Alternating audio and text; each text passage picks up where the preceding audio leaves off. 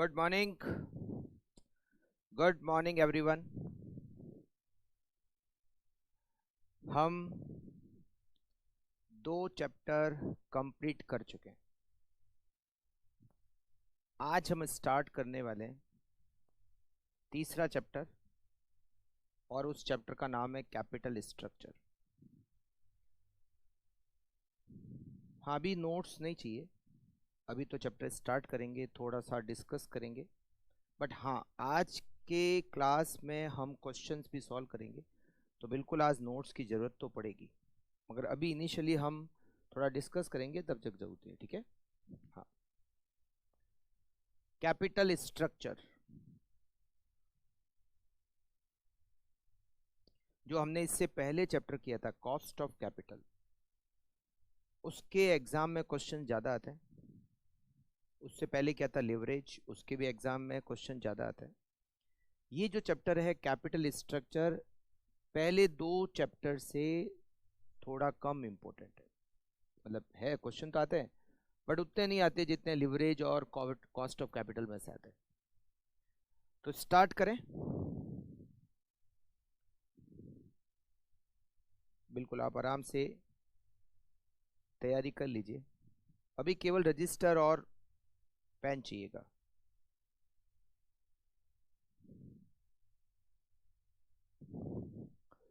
Third chapter capital structure. Okay, एक company को capital की जो रिक्वायरमेंट होती है, उस कैपिटल की रिक्वायरमेंट को कंपनी अलग अलग सोर्स से अरेंज कर सकती है। और जो मेन सोर्स होता है ना, वो मेन सोर्स होते हैं 4। पहला सोर्स होता है इक्विटी शेयर, सेकंड होता है प्रेफरेंस शेयर, थर्ड होता है डिवेंचर, और फोर्थ होता है लोन।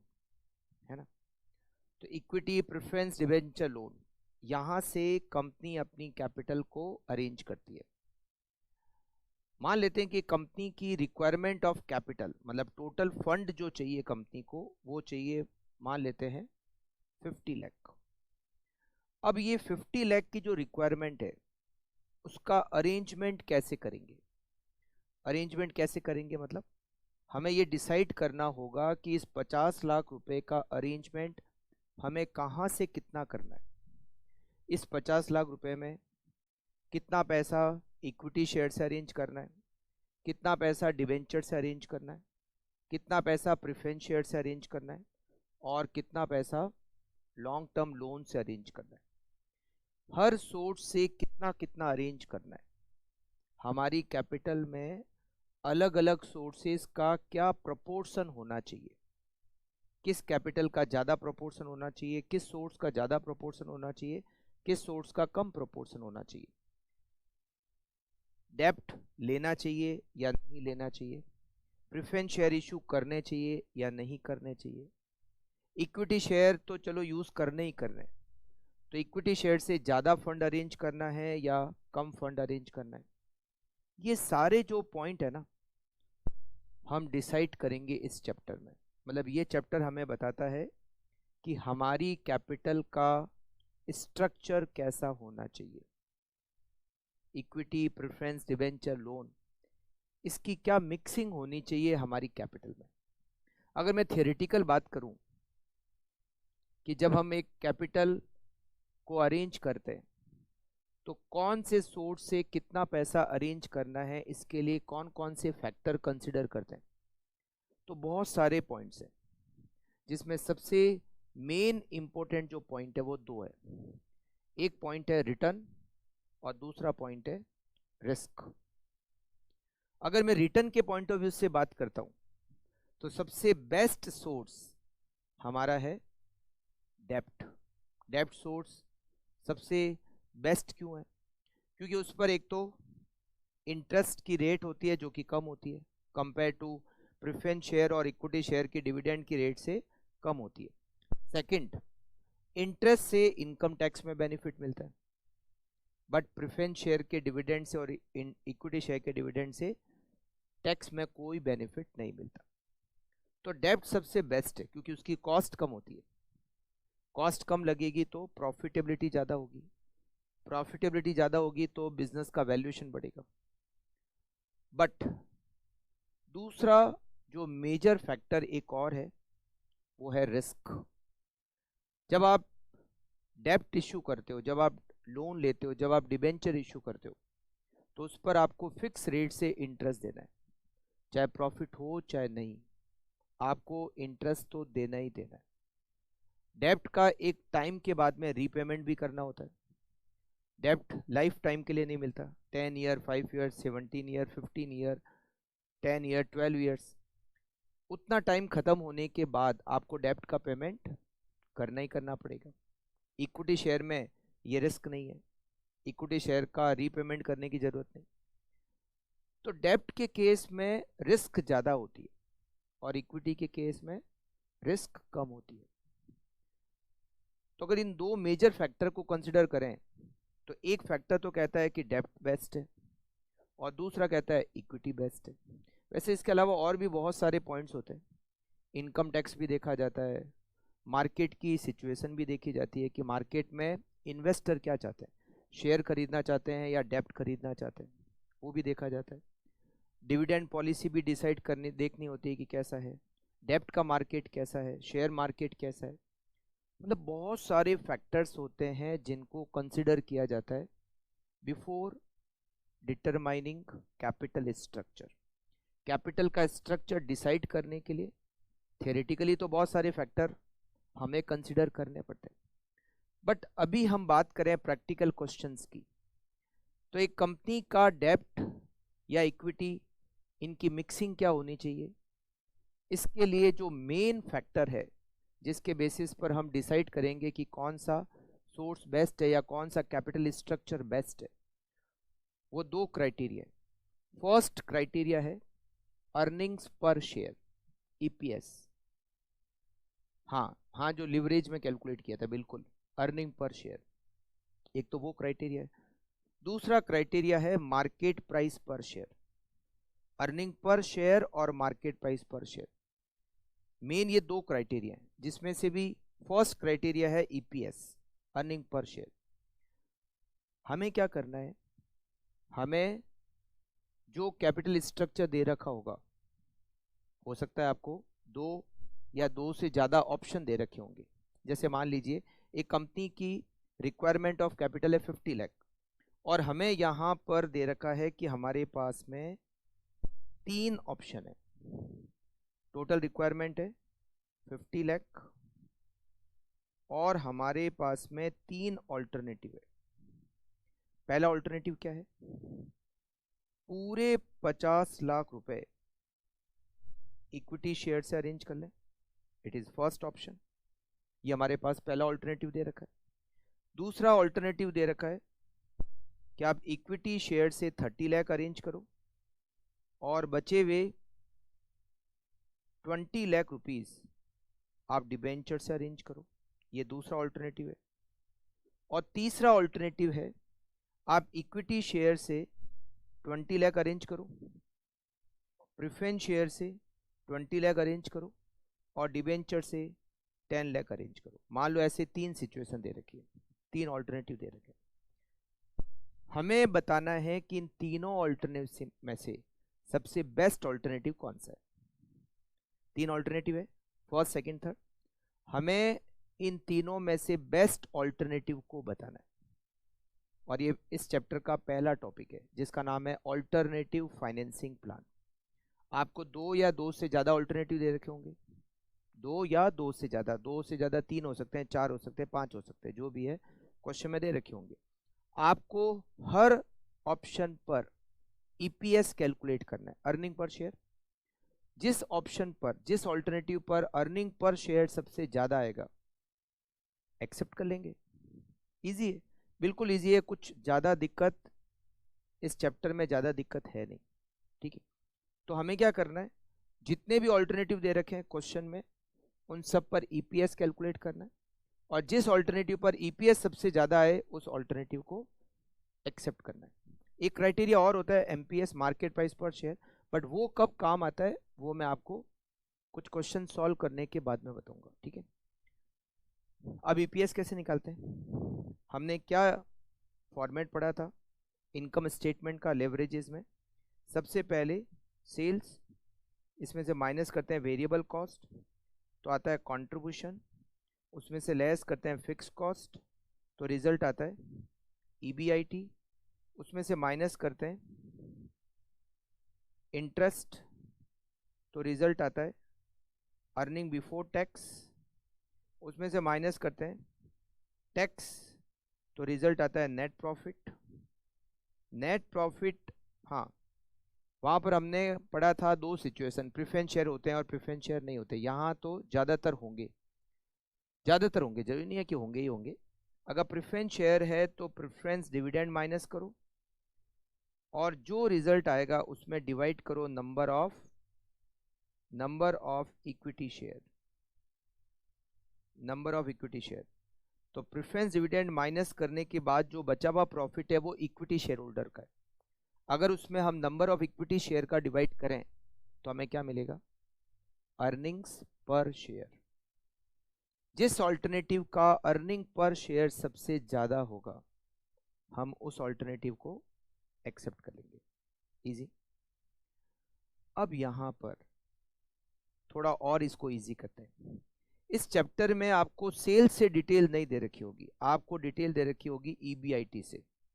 कहाँ से डिटेल दे रखी होगी, EBIT। आपको EBIT दे रखा होगा तो आपको EBIT से स्टार्ट करना है और EPS तक पहुंचना है, सेल से नहीं। Sales less variable cost fix cost minus करके EBIT, ये डिटेल नहीं दे रहे कि आपको सीधा EBIT दे रखा है, आपको EBIT से स्टार्ट करना है। ठीक है, थोड़ा इजी हो गया। EBIT minus interest, EBT less tax, net profit आएगा उसमें माइनस करोगे प्रेफरेंस शेयर का डिविडेंड, जो रिजल्ट आएगा उसमें डिवाइड करोगे number of equity share, result is earnings पर शेयर। इजी है, बहुत सिंपल है। ठीक है, अच्छा थोड़ा और सिंपल कर देते हैं। ये जो आपने लिखा ना EBIT से जो EPS निकाला आपने, हम इसको एक फॉर्मूले में कन्वर्ट कर देते हैं और आसान काम कर देते हैं। ये जो स्टेटमेंट है इसी को फॉर्मूले में कन्वर्ट कर रहे हैं। EPS का फॉर्मूला अगर हम EBIT से बनाएं तो EBIT में से माइनस होगा इंटरेस्ट। जब EBIT में से इंटरेस्ट माइनस होता है तो क्या आता है, अर्निंग बिफोर टैक्स। उसमें से टैक्स माइनस होगा 1 माइनस T, इससे मल्टीप्लाई करोगे तो ये सीधा आ जाएगा टैक्स के बाद का प्रॉफिट, अर्निंग आफ्टर टैक्स। इसमें से माइनस करेंगे प्रेफरेंस डिविडेंड। प्रेफरेंस डिविडेंड के बाद जो बचा हुआ प्रॉफिट है वो किसका है, वो है इक्विटी शेयर होल्डर का, और इसमें डिवाइड करेंगे number of equity share, number of equity shares. Number of equity share का डिवाइड करने से क्या मिलेगा, earning per share, EPS। Easy है, एकदम इजी है। EBIT माइनस इंटरेस्ट, इसको मैं चेक करके बताता हूँ आपको। देखो, मान लो आपका EBIT 5 लाख है, ठीक है, इंटरेस्ट आपका 1 लाख है, तो अर्निंग बिफोर टैक्स कितना आएगा, 4 लाख। मान लो टैक्स की रेट 40% है, तो 4 लाख का 40% टैक्स हो गया 160, तो नेट प्रॉफिट 2,40,000।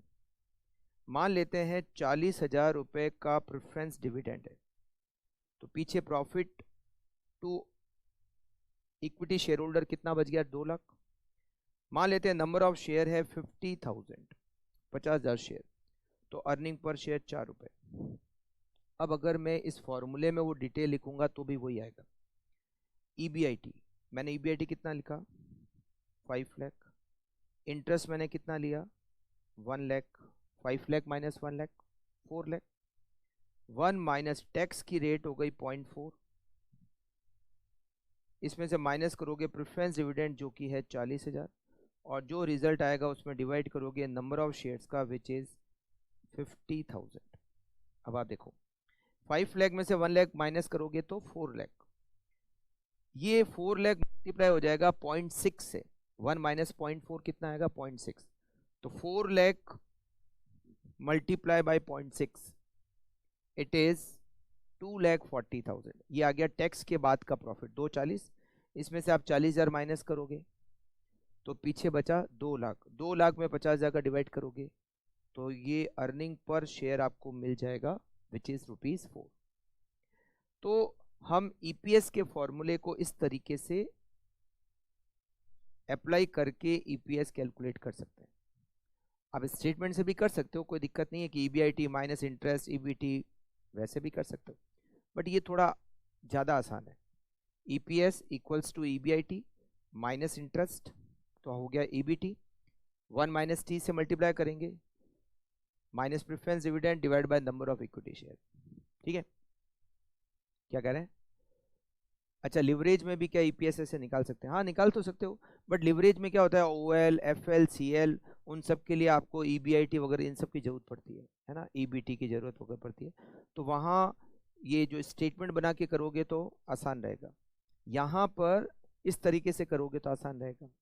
ईपीएस है कैसे भी निकाल सकते हो, स्टेटमेंट से भी निकाल सकते हो यहाँ पे, और वहाँ पे भी इस फॉर्मूले से निकाल सकते हो, बट वहाँ पर स्टेटमेंट बनाना ज़्यादा बेनिफिशियल है, क्योंकि वहाँ पे ओएल, एफएल, सीएल वगैरह भी चाहिए, तो उसके लिए हमें और इन्फॉर्मेशन चाहिए। यहाँ पर हमें ओएल, एफएल, सीएल तो निकालना नहीं है, तो फिर इस तरीके से ज़्यादा ठीक है। ठीक है, तो आपको क्या करना है, आपको पहले ये चेक करना है कि हमारी रिक्वायरमेंट ऑफ कैपिटल क्या है, कितना फंड चाहिए। फिर आपको ये चेक करना है कि कितने ऑल्टरनेटिव्स दिए हुए हैं क्वेश्चन में, मतलब जो कैपिटल अरेंज करनी है उसके लिए हमारे पास कितने ऑप्शन है, 2 है, 3 है, 4 है, 5 है, कितने? हाँ, 2 तो मिनिमम होंगे ही, नहीं तो फिर चेक करना क्या है, तो 2 तो मिनिमम होंगे ही, तो 2, 3, 4, 5 जो भी है, कितने ऑल्टरनेटिव्स हैं, और फिर आपको हर ऑल्टरनेटिव पर ईपीएस को कैलकुलेट करना है। जिस ऑल्टरनेटिव पर सबसे ज्यादा ईपीएस होगा उस ऑल्टरनेटिव को एक्सेप्ट कर लेंगे। करेक्ट ना? इजी है, बिल्कुल इजी है। तो और इसमें कुछ, ये जो पहला टॉपिक है इस चैप्टर में, टोटल 4 टॉपिक पढ़ेंगे हम। तो ये पहला टॉपिक है, पहला टॉपिक है ऑल्टरनेटिव फाइनेंसिंग प्लान। आपको अलग अलग प्लान दे रखे हैं, और आपको जो प्लान दे रखे हैं उसमें से बेस्ट प्लान को सेलेक्ट करना है। करेक्ट, पढ़ें आगे। तो अब आप नोट्स निकाल लीजिए और सीधा क्वेश्चन नंबर 1 पे चलिए, क्योंकि इसके अलावा फर्स्ट टॉपिक में कुछ है नहीं। बिल्कुल आप फर्स्ट क्वेश्चन देखिए, इसके बाद सीधा निकाल लीजिए नोट्स। क्या पूछ रहे हैं? ये चैप्टर कितने दिन का है? अभी तो स्टार्ट किया है। हाँ, मतलब ऑलमोस्ट 5 घंटे, 4.5 5 घंटे, 3 से 4 क्लास, 3 से 4 क्लास है ना, 3 तो मिनिमम है ही, बट मैक्सिमम भी 4 ही है, इससे ज़्यादा नहीं, 3 क्लास या 4 क्लास। ठीक है, फर्स्ट क्वेश्चन फटाफट से आप नोट्स निकाल लीजिए। हाँ, इस चैप्टर में जो कंपेयर टू फर्स्ट 2 चैप्टर से कम क्वेश्चन आते हैं। फर्स्ट सेकंड चैप्टर जो थे हमने कंप्लीट किए, उनमें से ज़्यादा क्वेश्चन बनते हैं। इसमें कंपेयर टू दोनों चैप्टर के कम क्वेश्चन बनते हैं, बनते तो यही। अब आपके एग्जाम में क्वेश्चन आ गया तो आपके लिए तो इम्पोर्टेंट हो गया है ना, तो ऐसा सोचना ही नहीं, अपने को तो सारा करना ही पड़ेगा। करेक्ट। हाँ, ये बात अलग है कि जब आप एग्जाम के समय रिवाइज करो तो प्रायोरिटी बेसिस पे रिवाइज कर सकते हो, कि पहले किस चैप्टर को रिवाइज करें, बाद में किसको करें, बाद में किसको। तो जो सबसे ज़्यादा इम्पोर्टेंट है उसको पहले करना है, फिर बाद में। तो ये मैं आपको सब कुछ, जब आपका एफएम का कोर्स हो जाए, मैं बिल्कुल आपको बताऊंगा कि आपको किस बेसिस पे, प्रायोरिटी बेसिस पे आपको ये करना। ठीक है, ये चैप्टर खत्म होने के बाद जो आपका संडे आ रहा है उस दिन आपका लिया जाएगा टेस्ट। ठीक है, पहले 3 chapter, leverage, cost of capital और कैपिटल स्ट्रक्चर, इन तीनों का संयुक्त टेस्ट होगा, मतलब तीनों चैप्टर का एक साथ टेस्ट होगा। टेस्ट में कितने क्वेश्चंस आएंगे? देखो, टेस्ट 50 नंबर का होगा, क्योंकि 1.5 घंटे का होगा, 1.5 आवर का होगा, और 50 नंबर का होगा। तो 50 नंबर का टेस्ट होगा, उसमें करीब करीब आप मान के चलो कि 6 क्वेश्चन देंगे। हाँ, 6 क्वेश्चन देंगे, जिसमें से हर चैप्टर में से 2 question, 2 leverage, 2 cost of capital, 2 capital structure. ठीक है, हाँ। टेस्ट के मार्क्स, टेस्ट के जो मार्क्स है वो हर स्टूडेंट को पर्सनली बताए जाएंगे। यहाँ पर भरी सभा में इज्जत खराब नहीं करेंगे किसी की भी। जिस स्टूडेंट के मार्क्स होंगे वो मार्क्स उसी को बताए जाएंगे, ठीक है? बिल्कुल। क्या अगर इनाम, इनाम भी देंगे, और ये नहीं कहा कि पेनल्टी क्या लगाओगे, हैं? बिल्कुल इनाम भी देंगे, अभी तो पढ़े, ठीक। फर्स्ट क्वेश्चन, हाँ नोट्स में देख रहे हैं ना आप सारे? फर्स्ट क्वेश्चन, ठीक है, पहला क्वेश्चन, हाँ देखिए, the modern chemicals limited require ₹25 lakh for a new plant. This plant is expected to yield earning before interest and tax ₹5 lakh. While deciding about the financial plan, the company considered the object of maximizing earnings per share. It has three alternatives to finance the project: by raising debt ₹250, ₹10 lakh, or ₹15 lakh, and the balance in each case by issuing equity shares. The company share is currently selling at ₹150, but is expected to decline to ₹125 in case the fund are borrowed in excess of ₹10 lakh. The fund can be borrowed at the rate of 10% up to ₹250, at 15% over ₹250, and up to ₹10 lakh, at 15% over ₹250 and up to ₹10 lakh, and 20% over ₹10 lakh. Tax rate applicable to the company is 50%. Which form of financing should the company choose? अब देखिए, सबसे पहले तो question को समझते हैं, ठीक है, फिर नोट करना स्टार्ट करेंगे। हमें टोटल रिक्वायरमेंट है 25 लाख की। Total requirement of capital is 25 lakh, और हमारा जो EBIT होगा वो 5 लाख रुपीस होगा। EBIT दे रखा है, इट इज 5 लाख। अब ये लिखा हुआ है कि हमारा ऑब्जेक्टिव है EPS को मैक्सिमाइज करना, तो वैसे ये नहीं भी दे रखा होता तो हम यही मानते हैं कि जहां पर EPS सबसे मैक्सिमम होगा हम उस ऑल्टरनेटिव को एक्सेप्ट करेंगे, ठीक। इट हैज, अब हमारे पास में 3 ऑल्टरनेटिव है। 2,50,000 का लोन ले लें, या 10 लाख का लोन ले लें, या 15 लाख का लोन ले लें, और बाकी बचा हुआ पैसा इक्विटी शेयर से अरेंज करेंगे। इसका मतलब है ये जो 3 ऑल्टरनेटिव दे रखे हैं, तीनों ऑल्टरनेटिव में डेब्ट और इक्विटी शेयर केवल इन 2 का यूज कर रखा है, डेब्ट का और इक्विटी शेयर का। टोटल कितना चाहिए? 25 लाख। फर्स्ट ऑल्टरनेटिव में 2,50,000 का लोन ले रहे हैं, 2,50,000 का लोन ले रहे हैं, तो बचे हुए 22,50,000 इक्विटी शेयर से अरेंज करेंगे। सेकंड ऑल्टरनेटिव में 10 लाख का लोन ले रहे हैं, तो बचे हुए 15 लाख इक्विटी शेयर से अरेंज करेंगे। और थर्ड ऑल्टरनेटिव में 15 लाख का लोन ले रहे हैं, तो बचे हुए 10 लाख इक्विटी शेयर से अरेंज करेंगे, ठीक है। मतलब 3 ऑल्टरनेटिव है, डेब्ट और इक्विटी शेयर।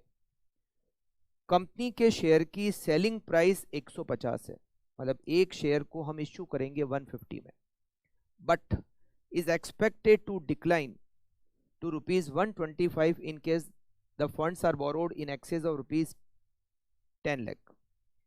ये कह रहा है कि एक शेयर की सेलिंग प्राइस तो 150 है, 150 है, बट अगर आपने लोन 10 लाख से भी ज्यादा लिया तो आपकी शेयर की प्राइस 125 रुपये हो जाएगी।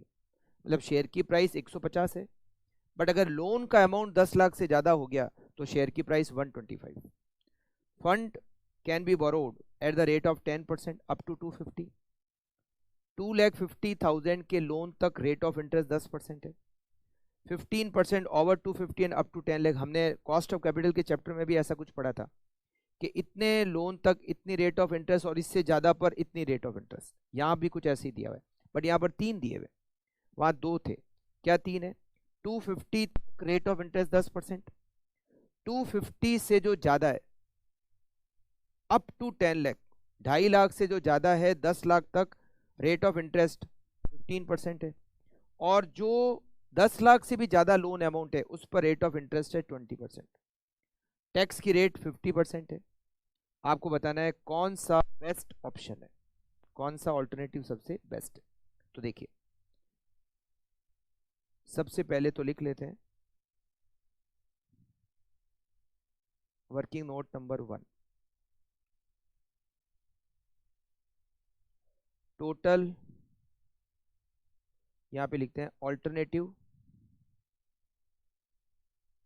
Alternative financing plan.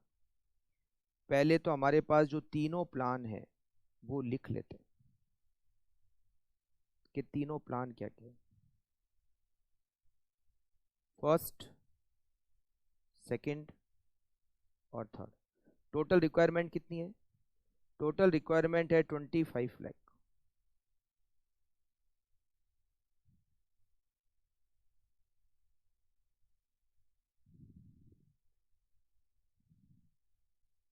डेप्ट और बचा हुआ पैसा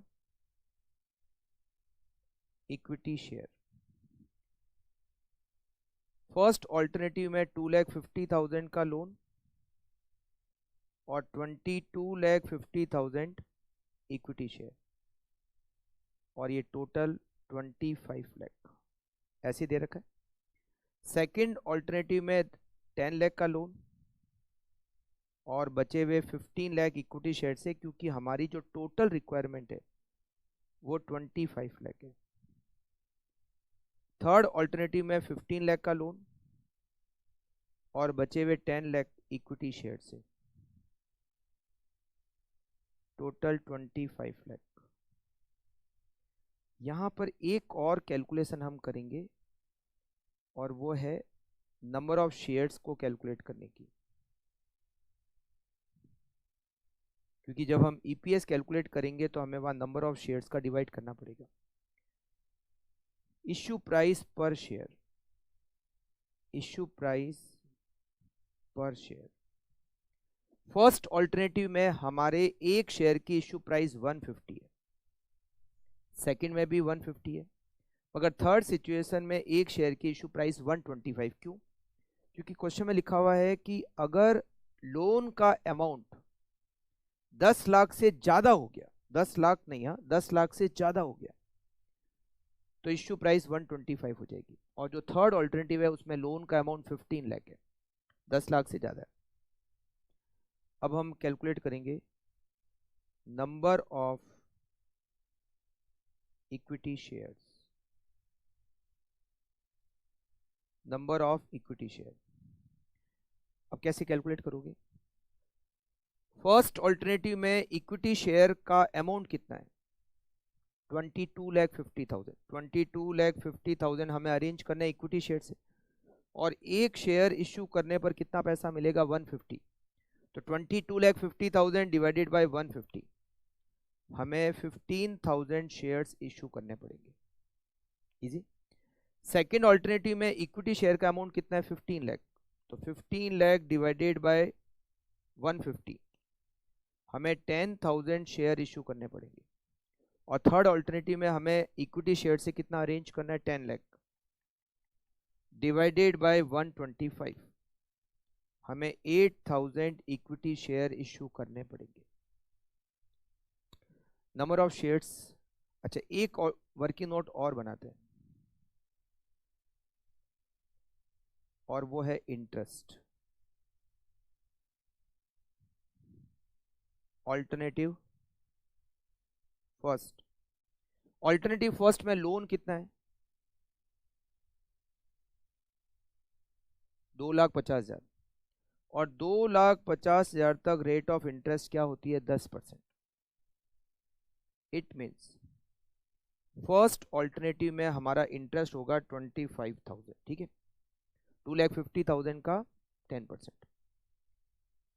ऑल्टरनेटिव सेकंड, ऑल्टरनेटिव सेकंड में लोन का अमाउंट कितना है? 10 लाख। लोन का अमाउंट 10 लाख है, तो अब देखो कैसे इंटरेस्ट लगेगा।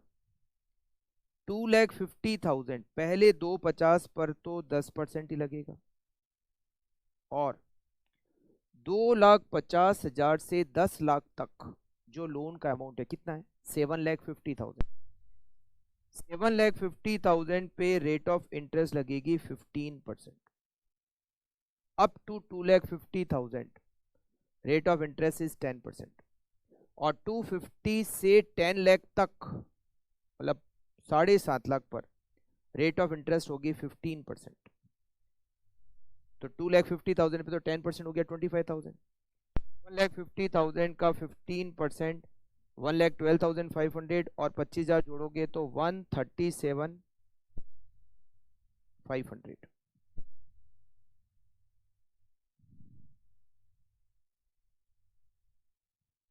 137,500 alternative third. Alternative third,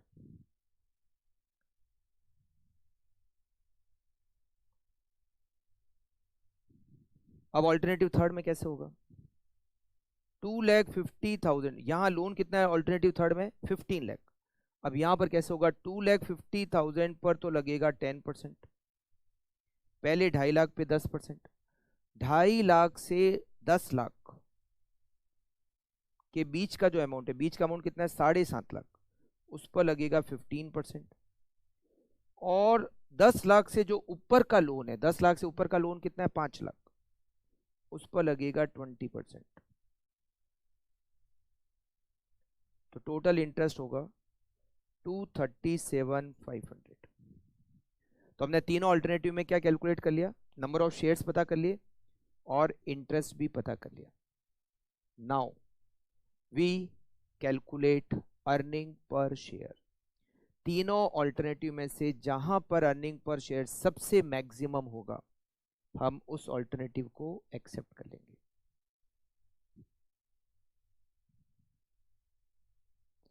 calculation of EPS, और इसके लिए सबसे पहले तो हम लिखते हैं ईपीएस का फॉर्मूला। ईपीएस का फॉर्मूला भी मैंने आपको लिखाया था, EBIT minus interest 1 minus T minus preference dividend divided by number of equity shares.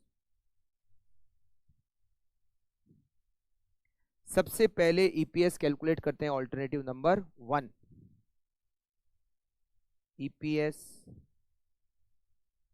Alternative number 1, EBIT हमें क्वेश्चन के स्टार्टिंग में ईबीआईटी दे रखा है 5 lakh, minus interest first alternative में 25,000, 1 माइनस टैक्स की रेट हमें क्वेश्चन में दे रखी है 50%, सबसे लास्ट लाइन में 50%,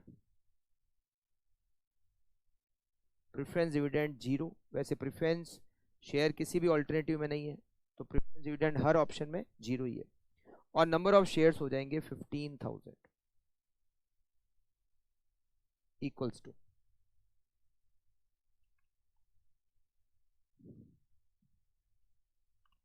15.833।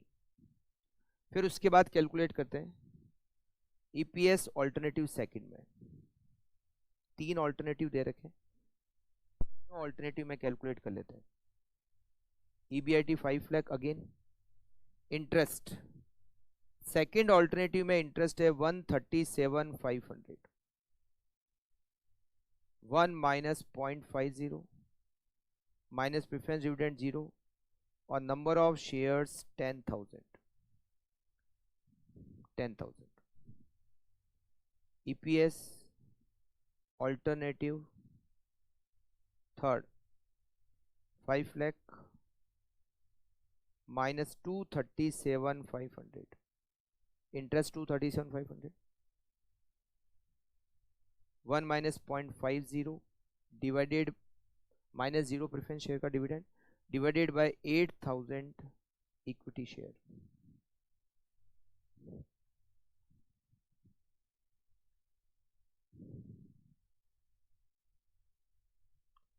सेकंड में ईपीएस 18.125,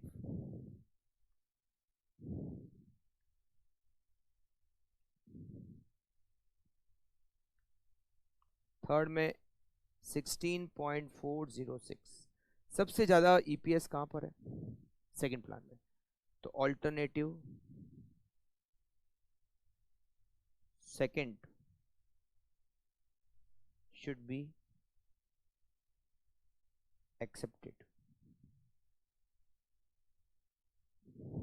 इजी। लिख लो अभी तक। वापस स्टार्टिंग से बताओ। ये लीजिए, बिल्कुल स्टार्टिंग से देख लीजिए। थोड़ा थोड़ा लिखना रह गया, कोई बात नहीं, बिल्कुल आप लिख लीजिए आराम से।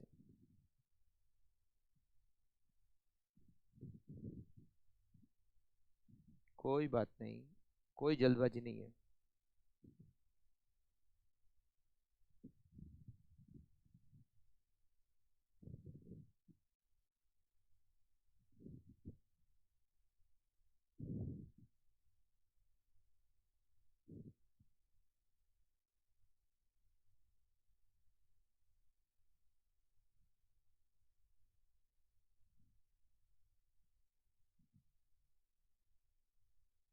तो बहुत सिंपल है, तीनों ऑल्टरनेटिव थे, तीनों ऑल्टरनेटिव पे ईपीएस कैलकुलेट किया और जहां ईपीएस सबसे ज्यादा उस ऑल्टरनेटिव को हमने एक्सेप्ट कर लिया।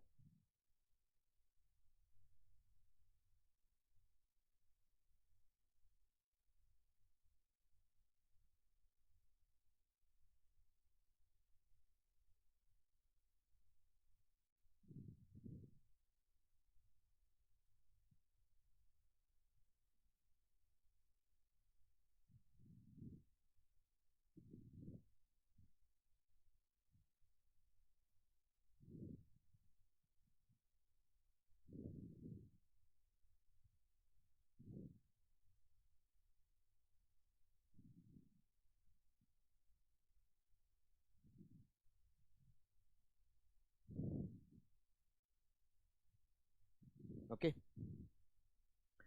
चलिए आगे बढ़े। Okay, question number 2। ABC limited has the following capital structure. Ordinary share, ये जो ऑर्डिनरी शेयर है ना, ये इक्विटी शेयर को ही कहते हैं। अच्छा, इसमें पहले एक पॉइंट को डिस्कस करते हैं, फिर ये क्वेश्चन करेंगे, है ना। 2, देखो एक कंपनी को कैपिटल की रिक्वायरमेंट होती है कब? बिजनेस में पैसा कब चाहिए? फर्स्ट सिचुएशन, जब बिजनेस नया नया स्टार्ट होता है तो पैसे चाहिए, है ना। जब आप एक बिजनेस स्टार्ट करोगे तब आपको कैपिटल की रिक्वायरमेंट होती है। सेकंड सिचुएशन, जब आपको बिजनेस का एक्सपांशन करना है तब आपको कैपिटल चाहिए। अभी हमने जो क्वेश्चन किया ना फर्स्ट, उसमें एक बिजनेस नया स्टार्ट हो रहा है, पैसे चाहिए। टोटल कितना चाहिए? 25 लाख रुपीज। उसके लिए आपको 3 ऑल्टरनेटिव दे रखे थे और आपने तीनों पे ईपीएस कैलकुलेट किया और सबसे बेस्ट ईपीएस, सबसे जहां पर सबसे ज्यादा मैक्सिमम ईपीएस था वो आपका बेस्ट प्लान हो गया, ठीक है। अगर आप एक्सपांशन कर रहे हो, एक एग्जिस्टिंग बिजनेस है जिसको कैपिटल की रिक्वायरमेंट है, मतलब एडिशनल कैपिटल की रिक्वायरमेंट है एक्सपांशन करने के लिए, तो उस सिचुएशन में कैसे पता चलेगा कि एडिशनल कैपिटल जो अरेंज करनी है वो कहाँ से अरेंज करनी है? मतलब एग्जिस्टिंग बिजनेस है जिसका ऑलरेडी एक एग्जिस्टिंग कैपिटल स्ट्रक्चर दे रखा है और उसको और कैपिटल चाहिए, और उसके लिए आपको ऑल्टरनेटिव दिए हुए हैं कि पहला ऑल्टरनेटिव, दूसरा ऑल्टरनेटिव, तीसरा ऑल्टरनेटिव दिए हुए हैं, और आपको बताना है कि कौन सा ऑल्टरनेटिव बेस्ट है एडिशनल कैपिटल को अरेंज करने के लिए। तो आपको करना तो वैसे ही है, आपको क्या करना है? ईपीएस निकालना है। बट जो आप ईपीएस कैलकुलेट करोगे ना, वो टोटल पे कैलकुलेट करोगे। टोटल इन द सेंस, जो आपकी एग्जिस्टिंग कैपिटल है उसमें ऑल्टरनेटिव को ऐड करोगे, मतलब एडिशनल को ऐड करोगे, and then you have to calculate earning per share. मतलब ईपीएस जो कैलकुलेट होगा वो कंबाइंड होकर फिर कैपिटल वो कैलकुलेट होगा। एग्जिस्टिंग में ऑल्टरनेटिव, जैसे मान लो एडिशनल कैपिटल आपको अरेंज करनी है टोटल 20 लाख, तो आप क्या करोगे, और उसके लिए 3 ऑल्टरनेटिव दे रखे हैं, ऑल्टरनेटिव 1, ऑल्टरनेटिव 2, ऑल्टरनेटिव 3। तो आप एग्जिस्टिंग में पहले ऑल्टरनेटिव 1 को जोड़ोगे, कितना ईपीएस आता है, फिर एग्जिस्टिंग में ऑल्टरनेटिव 2 को जोड़ोगे, फिर कितना ईपीएस आता है, फिर एग्जिस्टिंग में ऑल्टरनेटिव 3 को जोड़ोगे, फिर कितना ईपीएस आता है। मतलब ऐसा नहीं है कि केवल एडिशनल का ही ईपीएस निकाल लो, एडिशनल का ईपीएस निकलता ही नहीं है, एडिशनल का ईपीएस नहीं निकलता। तो आपको एग्जिस्टिंग में एडिशनल को जोड़ना है, and then you have to calculate earning per share. जिस ऑल्टरनेटिव पर ईपीएस सबसे ज्यादा होगा उस ऑल्टरनेटिव को एक्सेप्ट करेंगे, करेक्ट। अब यहां पर हमें ईपीएस कैलकुलेट करना है, सेम वैसे ही जब वही फॉर्मूला अप्लाई करना है, बस वो आपको ध्यान रखना है कि टोटल पे जाके कैलकुलेट करना है, टोटल पे जाके कैलकुलेट करना है, existing plus alternative, then you have to calculate earning per share. Easy है, एक क्वेश्चन करके देखते हैं, ठीक है। क्वेश्चन नंबर 2 उसी का पॉइंट है। अगर आपको एग्जिस्टिंग कैपिटल दे रखी है, इसका मतलब हम जो कैपिटल अरेंज कर रहे हैं वो एक्सपांशन के लिए कर रहे हैं। एग्जिस्टिंग कुछ नहीं दिया हुआ है तो दिखती बात है नया बिजनेस है। ABC limited has the following capital structure. Ordinary share equity share को कहते हैं, ₹10 ईच। अभी हमारी कैपिटल में इक्विटी शेयर है 1 करोड़ रुपीस के, 100 लाख का मतलब 1 करोड़, और एक शेयर 10 रुपए का है। रिजर्व एंड सरप्लस है 40 लाख के, और डिवेंचर है 60 लाख के। ये हमारी अभी एग्जिस्टिंग कैपिटल है। अगर इन तीनों की टोटल करें तो ये 200 लाख होते हैं, मतलब 2 करोड़। अभी हमारी एग्जिस्टिंग कैपिटल 2 करोड़ की है, जिसमें इक्विटी शेयर है, रिजर्व है और डिवेंचर है। The company need ₹50 lakh to execute a new project. अब आपको और कैपिटल चाहिए, कितनी कैपिटल और चाहिए, 50 lakh, which will raise its operating profit. Operating profit EBIT को कहते हैं, किसको कहते हैं, ईबीआईटी को कहते हैं। which will raise its operating profit EBIT from the current level of ₹40 lakh to ₹55 lakh, जिससे हमारा EBIT अभी जो करंट लेवल पे 40 लाख है,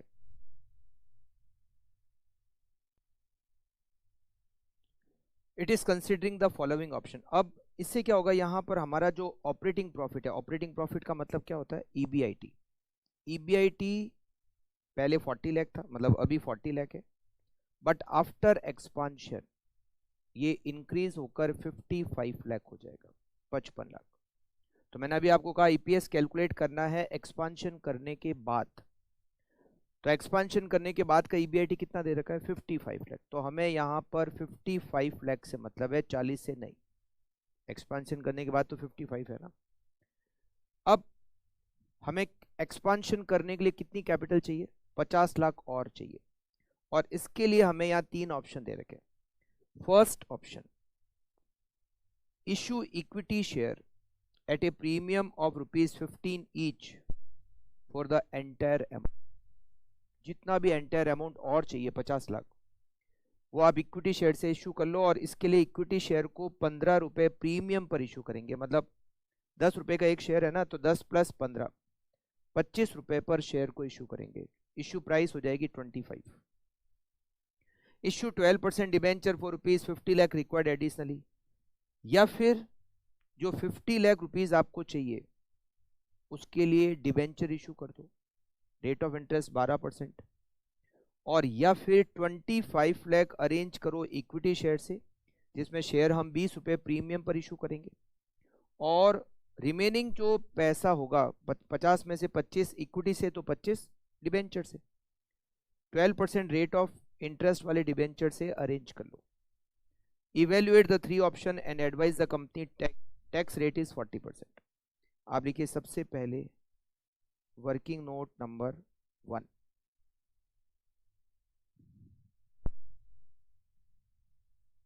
ऑल्टरनेटिव फाइनेंसिंग प्लान। नहीं, केवल एडिशनल का ईपीएस नहीं कैलकुलेट हो सकता, होता ही नहीं है, नहीं। अब इसमें क्या करोगे, ऑल्टरनेटिव फाइनेंसिंग प्लान में आपके पास 3 ऑल्टरनेटिव है, आपको 50 लाख का अरेंजमेंट करना है और आपके पास जो 3 ऑप्शन है उसमें इक्विटी शेयर और 12% डिबेंचर।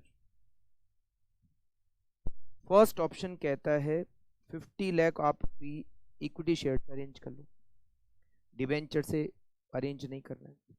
सेकंड ऑप्शन कहता है पूरे 50 लाख आप डिबेंचर से अरेंज कर लो, 12% रेट ऑफ इंटरेस्ट होगी। और थर्ड ऑप्शन कहता है 25 लाख के इक्विटी शेयर और रिमेनिंग 25 लाख के डिबेंचर। डिबेंचर के ऊपर रेट ऑफ इंटरेस्ट 10% नहीं है, वो 10% तो एग्जिस्टिंग डिबेंचर पर है। ये जो नए डिबेंचर है वहां पे रेट ऑफ इंटरेस्ट 12% है। ठीक है, तो ये हमारी कैपिटल हो जाएगी 50 लाख। 50 लाख रिक्वायर्ड है एडिशनल कैपिटल। इस तरह से हम अरेंज कर सकते हैं। फिर यहां लिखते हैं issue price per share. Issue price per share. First option में हम शेयर इशू कर रहे हैं और हम शेयर इशू कर रहे हैं फर्स्ट ऑप्शन में 15 रुपए प्रीमियम पर, तो 10 रुपए तो फेस वैल्यू है, 15 रुपीज प्रीमियम, तो एक शेयर की इशू प्राइस 25। सेकंड ऑप्शन में हम नए शेयर इशू नहीं कर रहे हैं और थर्ड ऑप्शन में हम शेयर इशू कर रहे हैं 20 रुपीज प्रीमियम पर, तो 10 + 20 30 रुपीज। अब देखो यहां क्या लिखना है, एडिशनल नंबर ऑफ शेयर। ये तो एडिशनल ही है ना, क्योंकि ऑलरेडी हमारे पास इक्विटी शेयर तो है ही। Additional number of share 50 lakh rupees हम पहले ऑप्शन में शेयर से अरेंज कर रहे हैं और एक शेयर की इश्यू प्राइस 25, तो additional number of share 2 lakh. अभी हमारे पास पहले से कितने शेयर पड़े हैं, अभी हमारी शेयर कैपिटल है 1 करोड़ रुपीज और एक शेयर 10 रुपीज, तो अभी हमारे पास ऑलरेडी 10 लाख शेयर है। 2 लाख शेयर और इशू करेंगे तो टोटल नंबर ऑफ शेयर्स हो जाएंगे 12 लाख। पहले से 10, 2 लाख और, तो 12 लाख शेयर हो जाएंगे। सेकंड ऑप्शन में हम नए शेयर इशू नहीं करें क्योंकि जो आपको 50 लाख चाहिए वो पूरा का पूरा डिबेंचर से अरेंज करें, तो नए शेयर तो आएंगे ही नहीं। हाँ, जो पहले से शेयर है वो तो है ही 10 लाख, तो हमारे टोटल नंबर ऑफ शेयर जितने पहले थे उतने ही रहेंगे 10 लाख। थर्ड ऑप्शन में हम शेयर इशू करें 25 लाख डिवाइडेड बाय 30, 83,334। आप कहेंगे ये तो पॉइंट मारा है 80, वैसे नंबर ऑफ शेयर पॉइंट में होता है क्या? नहीं। अच्छा, यहाँ पर हो रहा है 83,333.33, तो आपको इसको राउंड ऑफ करके 83,333 करना था, मैंने किया 334, क्योंकि जो शेयर्स होते हैं ना वो राउंड ऑफ हमेशा आपको नेक्स्ट में ही करना है। जब आप नंबर ऑफ शेयर्स कैलकुलेट करोगे और वो पॉइंट में आ जाए तो आप हमेशा नेक्स्ट में ही राउंड ऑफ करोगे। अच्छा, एग्जिस्टिंग नंबर ऑफ शेयर्स कितने हैं? 10 लाख। तो थर्ड ऑल्टरनेटिव को यूज करने से हमारे टोटल शेयर्स हो जाएंगे 10,83,034। ये हो गए हमारे नंबर ऑफ शेयर्स। अब आता है वर्किंग नोट नंबर 2, इंटरेस्ट। देखो, ऑल्टरनेटिव 1, ऑल्टरनेटिव 2 और ऑल्टरनेटिव 3, फिर तो हमें ईपीएस का फॉर्मूला अप्लाई करके ईपीएस निकालना है। देखो, इंटरेस्ट क्या होगा, एक तो है एग्जिस्टिंग और एक है एडिशनल। इंटरेस्ट कितना होगा? इंटरेस्ट होगा एग्जिस्टिंग प्लस एडिशनल। एग्जिस्टिंग में अभी ऑलरेडी हमारे पास डिबेंचर है, और कितने डिबेंचर हैं? 60 लाख के डिबेंचर है जिस पर रेट ऑफ इंटरेस्ट 10% है। तो ऑल्टरनेटिव फर्स्ट हो चाहे सेकंड हो चाहे थर्ड हो, एग्जिस्टिंग इंटरेस्ट तो है ही। अब एडिशनल में देखना होगा कि एडिशनल में कहां पर डेप्ट है, मतलब कहां डिबेंचर है। फर्स्ट ऑल्टरनेटिव में हम पूरा फंड जो एडिशनल फंड है वो डिबेंचर से अरेंज, मतलब पूरा फंड इक्विटी से अरेंज कर रहे हैं, तो एडिशनल इंटरेस्ट। सेकंड में पूरे 50 लाख हम डिबेंचर से अरेंज कर रहे हैं जिस पर 12% इंटरेस्ट होगा, 6 लाख। और थर्ड में 25 लाख डिबेंचर्स अरेंज करें जिसपे 12% रेट ऑफ इंटरेस्ट 3 लाख। तो टोटल इंटरेस्ट 6 लाख, 12 लाख और 9 लाख। मैंने आपको कहा ना, आपको क्या करना है, एग्जिस्टिंग प्लस एडिशनल करके ईपीएस निकालना है।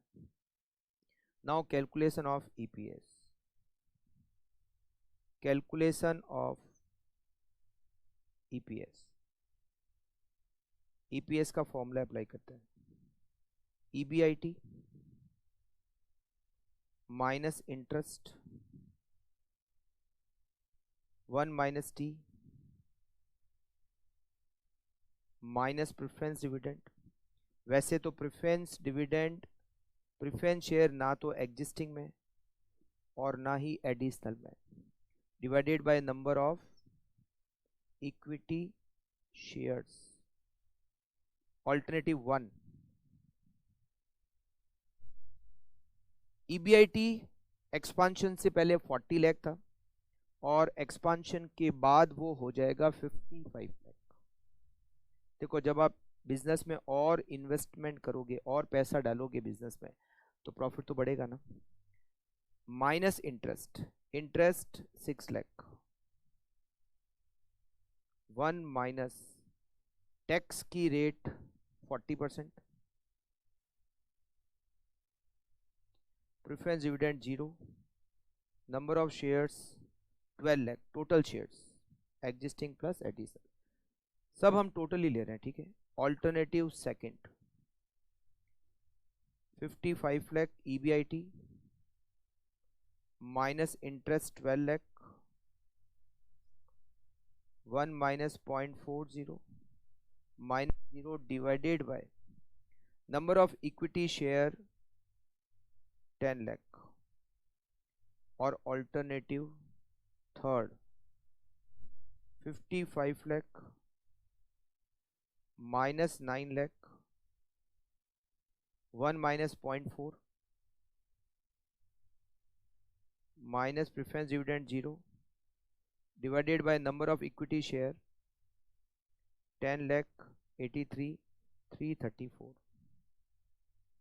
EPS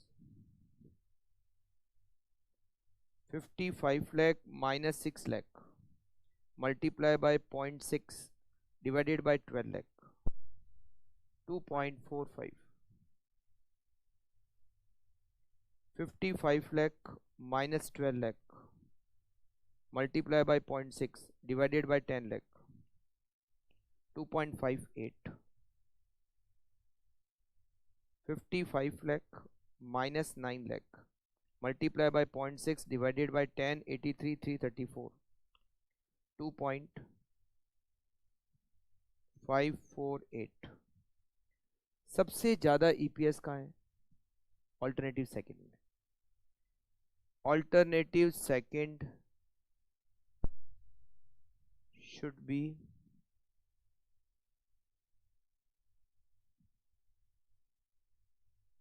accepted.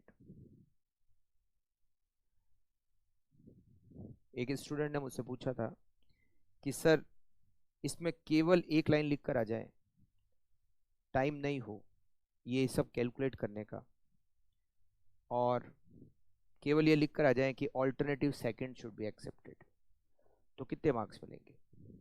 तो मैंने कहा उसके बाद में एक और लाइन लिख के आ जाना, पड़ोस में कोई जान पहचान का, तुम्हें नाम पता हो पड़ोस में किसी स्टूडेंट का, मतलब एग्जाम का जो हॉल है कोई और फ्रेंड का नाम पता हो तो लिख देना कि ये alternative second should be accepted as per, दोस्त का नाम लिख देना कि उसने बताया मुझे, कि उसने बताया वहां से, उसने धीरे से मुझे एग्जाम हॉल में बताया कि ऑल्टरनेटिव सेकंड, तो मैंने लिख दिया। तो दोस्त का नाम लिख देना, और तो क्या। तो उसने कहा नहीं, फिर भी मैंने कहा नहीं, करना ही पड़ेगा, ऐसा थोड़ी ना होता है कि एक लाइन लिख दिया ऑल्टरनेटिव सेकंड, कोई एमसीक्यू थोड़ी ना पूछा है, तो आपको पूरा सॉल्व करके ही बताना पड़ेगा। करेक्ट। क्वेश्चन नंबर 3,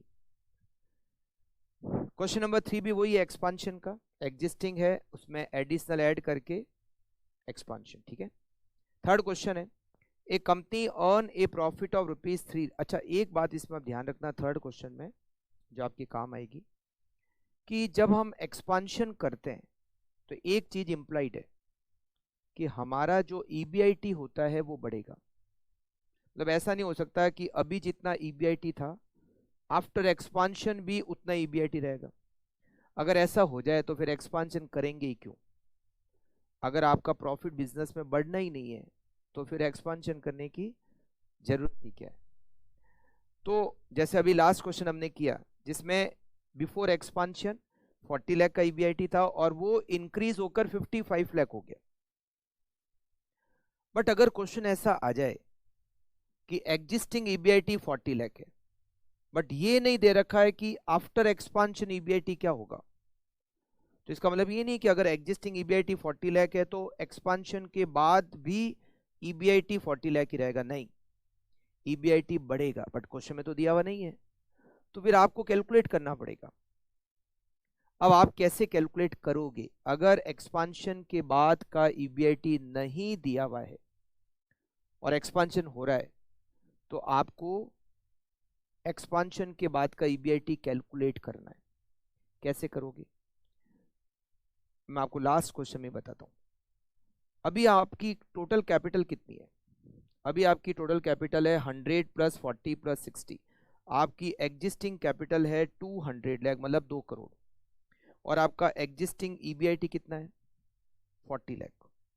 अब आप और कैपिटल अरेंज कर रहे हो, कितनी कैपिटल और अरेंज करो? 50 लाख। तो अभी आपकी कैपिटल 2 करोड़ है, आप 50 लाख की कैपिटल को अरेंज कर रहे हो, चाहे कहीं से भी अरेंज करो, चाहे इक्विटी से अरेंज करो, डेब्ट से अरेंज करो, बिजनेस में पैसा तो आ ही रहा है। तो अभी आपके बिजनेस में 2 करोड़ का इन्वेस्टमेंट है, एक्सपांशन से आप 50 लाख और अरेंज करोगे तो आपके बिजनेस में इन्वेस्टमेंट हो जाएगा 2 करोड़ 50 लाख। तो अभी आपका ईबीआईटी 40 लाख है, कितनी कैपिटल पर, कितने इन्वेस्टमेंट पर? 2 करोड़। 40 लाख आप अर्न कर रहे हो 200 लाख पर। आफ्टर एक्सपांशन आपकी कैपिटल हो जाएगी 250, तो आपका ईबीआईटी कितना हो जाएगा? प्रोपोर्शनेटली बढ़ा दो।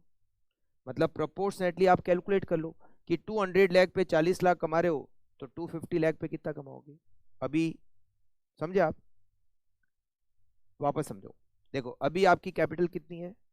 200 लाख मतलब 2 करोड़ और आपका एग्जिस्टिंग ईबीआईटी कितना है? 40 लाख। मतलब आप 2 करोड़ इन्वेस्ट करके 40 लाख कमा रहे हो। आप और अरेंजमेंट कर रहे हो, कितना अरेंजमेंट कर रहे हो? 50 लाख और अरेंज कर रहे हो। तो आफ्टर एक्सपांशन आपका कैपिटल कितना हो जाएगा? 2 करोड़ प्लस 50 लाख, 2 करोड़ 50 लाख। तो जब आप 2 करोड़ पे 40 लाख कमा रहे हो तो 2 करोड़ 50 लाख पे क्या कमाओगे? 50 लाख कमाओगे। ऐसा हम तब करते जब आपको क्वेश्चन में एक्सपांशन के बाद की ईबीआईटी नहीं दी हुई है। सेकंड क्वेश्चन में ऐसा करने की जरूरत नहीं पड़ी, क्यों? क्योंकि वहां दे रखा है कि आफ्टर एक्सपांशन हमारा ईबीआईटी 55 लाख हो जाएगा, तो फिर हमें आफ्टर एक्सपांशन ईबीआईटी कैलकुलेट करने की जरूरत नहीं है। बट अगर क्वेश्चन में नहीं किया हुआ तो फिर आपको करना पड़ेगा, बिल्कुल करना पड़ेगा। ऐसा नहीं कि एक्सपांशन भी हो रहा है और ईबीआईटी सेम है, ऐसा थर्ड क्वेश्चन में करना है। ठीक है, देखिए आप third question, A company earn a profit of ₹3 lakh per annum after meeting it's interest liability of ₹1,20,000। एक कंपनी का जो प्रॉफिट है वो 3 लाख है, इंटरेस्ट माइनस करने के बाद, इंटरेस्ट माइनस करने के बाद जो प्रॉफिट आता है वो ईबीटी होता है। तो ये 3 लाख रुपए ईबीटी है, इंटरेस्ट कितना है? 120 तो आपका ईबीआईटी हो गया 4,20,000। ईबीटी में इंटरेस्ट वापस ऐड करोगे तो ईबीआईटी आ जाएगा। मतलब अभी आपका ईबीआईटी कितना है? 4,20,000। ये जो इंटरेस्ट दे रहे हो आप, ये 12% डिवेंचर पर दे रहे हो, मतलब डिवेंचर पर दे रहे हो आप 1,20,000 का इंटरेस्ट, और डिवेंचर पर इंटरेस्ट की रेट क्या है? 12%। मतलब ये जो 1,20,000 है ये 12% इंटरेस्ट के बराबर है। बिल्कुल सही हो आप कि डिबेंचर 10 लाख हो जाएगा, करेक्ट। तो इससे डिबेंचर का अमाउंट निकल जाएगा कि 1,20,000 आप इंटरेस्ट दे रहे हो और इंटरेस्ट की रेट 12% है, तो डिबेंचर का अमाउंट 10 लाख होगा। 10 लाख का 12% 1,20 होता है। तो अभी आपके 10 लाख के डिबेंचर है, टैक्स की रेट 50% है, कंपनी के अभी 50,000 शेयर है और एक शेयर 10 रुपए का है, मतलब 8 लाख रुपीस की शेयर कैपिटल है, और रिटेन्ड अर्निंग है 12 लाख रुपए का, 12 लाख का रिजर्व एंड सरप्लस है। तो अभी हमारी कंपनी की कैपिटल में डिवेंचर है, रिटेन्ड अर्निंग है और इक्विटी शेयर है। The company propose to take up an expansion scheme for which a sum of rupees 4 lakh is required. अब कंपनी को एक्सपांशन करना है और इसके लिए 4 लाख रुपए की जरूरत है। It is anticipated that after expansion the company will be able to achieve the same return on investment as at present. The required fund can be raised either through debt at 12% or by issuing shares at par. अब जो required fund है कितना चाहिए, और 4 लाख और चाहिए। 4 लाख रुपए के लिए हमारे पास दो ऑप्शन है, या तो लोन ले लिया जाए 12% की रेट ऑफ इंटरेस्ट पे, और या फिर शेयर इशू कर दिया जाए पार पे। दो ही ऑप्शन है, डेब्ट या equity share. Compute the earning per share, आपको ईपीएस निकालने हैं अगर एडिशनल फंड लोन से अरेंज करते हैं या फिर एडिशनल फंड शेयर से इशू करते हैं। Advise the company as to which source of finance is preferable. तो यहाँ पर बहुत सारे वर्किंग नोट बनेंगे, बिल्कुल आप ध्यान से समझना। सबसे पहले वर्किंग नोट नंबर 1, ऑल्टरनेटिव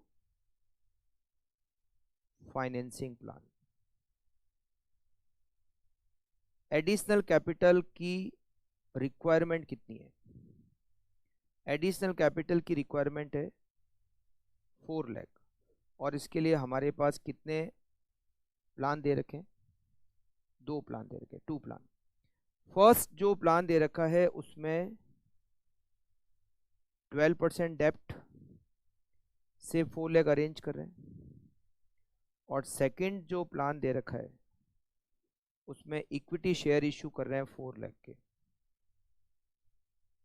ठीक है, ये हो गया हमारा total 4 lakh. 4 lakh issue price per share. First alternative में हम एडिशनल 4 लाख रुपए का लोन ले रहे हैं, तो शेयर इशू नहीं कर रहे। मगर सेकंड ऑल्टरनेटिव में हम 4 लाख रुपए शेयर से अरेंज करेंगे और लिखा हुआ है शेयर इशूड एट पार, मतलब 10 रुपए। तो additional number of shares,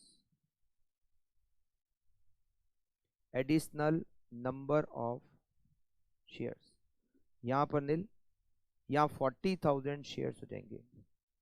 existing number of shares, हमारे पास पहले से कितने शेयर्स हैं? हमारे पास पहले से 80,000 शेयर्स हैं।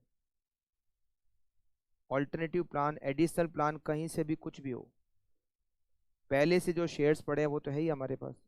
तो total number of shares, existing में 80,000, मतलब फर्स्ट ऑल्टरनेटिव में 80,000, और सेकंड ऑल्टरनेटिव में हमारे पास शेयर्स हो जाएंगे 1,20,000।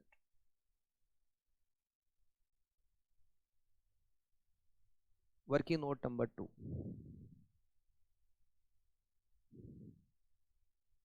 Interest. Interest equals to existing plus additional. Alternative first, alternative second.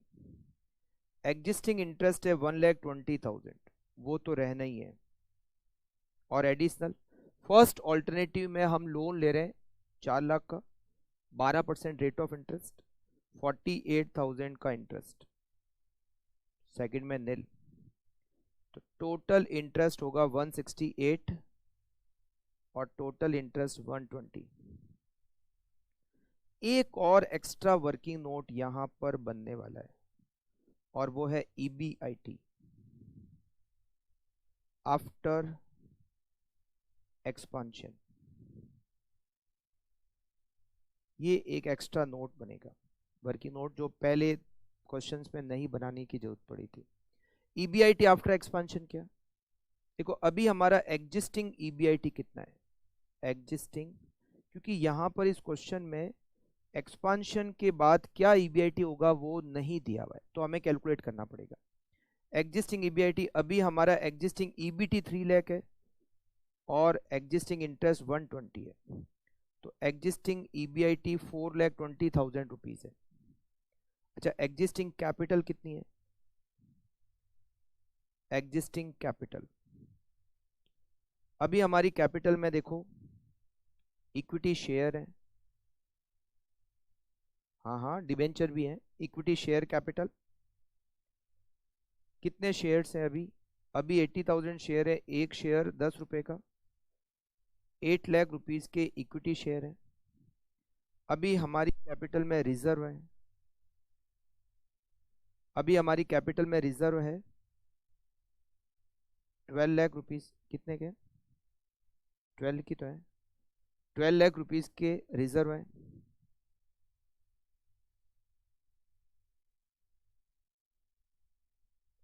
और डिबेंचर है 1,20,000 का इंटरेस्ट, रेट ऑफ इंटरेस्ट 12%, तो 10 लाख रुपीस के डिबेंचर है। तो अभी हमारी एग्जिस्टिंग कैपिटल जो है वो 30 लाख है। हम और अरेंज करने वाले हैं 4 लाख, तो कैपिटल आफ्टर एक्सपांशन अभी 30 लाख है, 4 लाख और अरेंज करेंगे तो हमारी कैपिटल आफ्टर एक्सपांशन हो जाएगी 34 लाख। ईबीआईटी आफ्टर एक्सपांशन, अभी हमारा ईबीआईटी है 4,20,000 और हमारी कैपिटल है 30 lakh.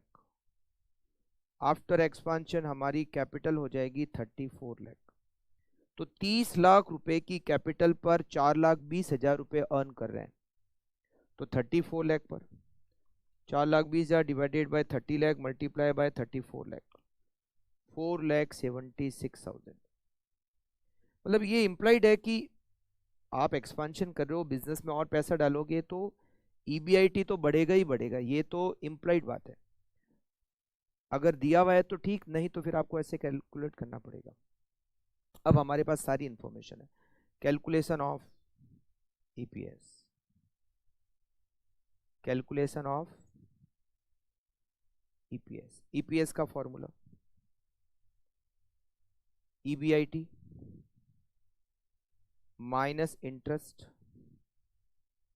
1 minus T minus preference dividend. देखो यहां पर भी प्रेफरेंस शेयर ना तो एग्जिस्टिंग में है और ना ही एडिशनल कैपिटल में कहीं पर है।